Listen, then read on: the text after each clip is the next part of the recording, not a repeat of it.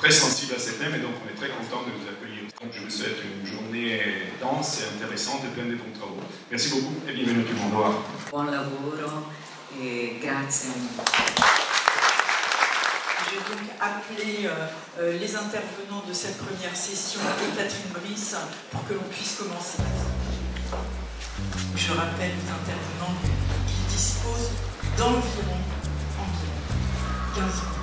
Cette première session s'intitule Voyage. Des Italies très différentes. Pour les obstacles administratifs croissent.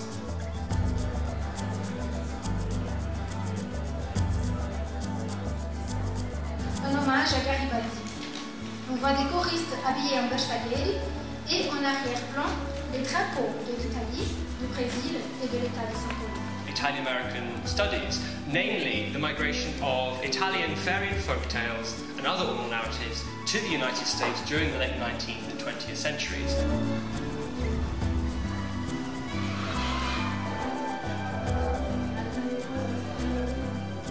Apprennent la politisation à travers des canaux qui sont familiaux et qui passent par le composant mâle. L'unification linguistique a été longue, elle a été difficile. Je rappellerai ici qu'en 1945, encore, moins d'un Italien sur 5 était totalement italophone.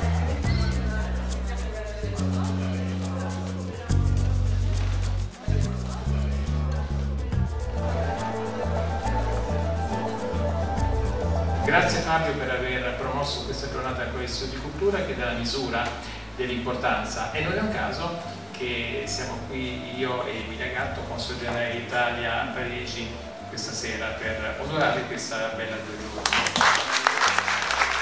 En prétexte du petit film que vous allez voir, Jean va me compléter pour rappeler combien l'histoire entre la France et l'Italie, la question des migrations entre les deux pays, c'est aussi une question des migrations des formes.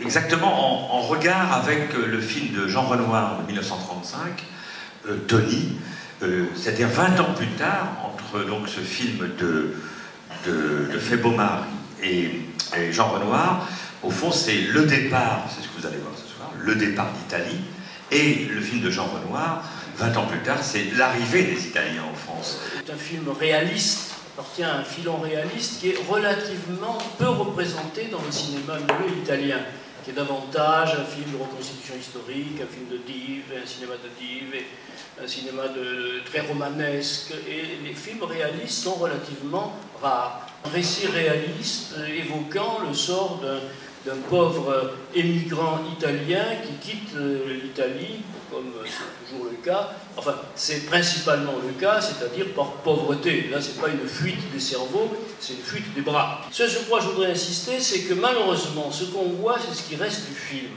On en voit un peu moins d'une demi-heure, et ce qu'on a gardé, c'est à peu près le début, c'est-à-dire le début du récit est à peu près complet.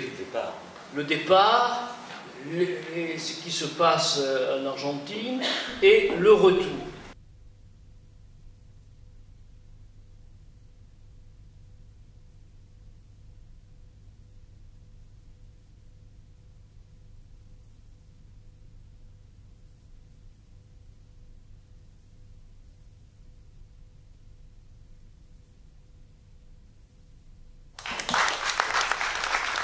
Alors nous allons maintenant, dans la continuité de cette soirée culturelle, accueillir Maura Guerrero,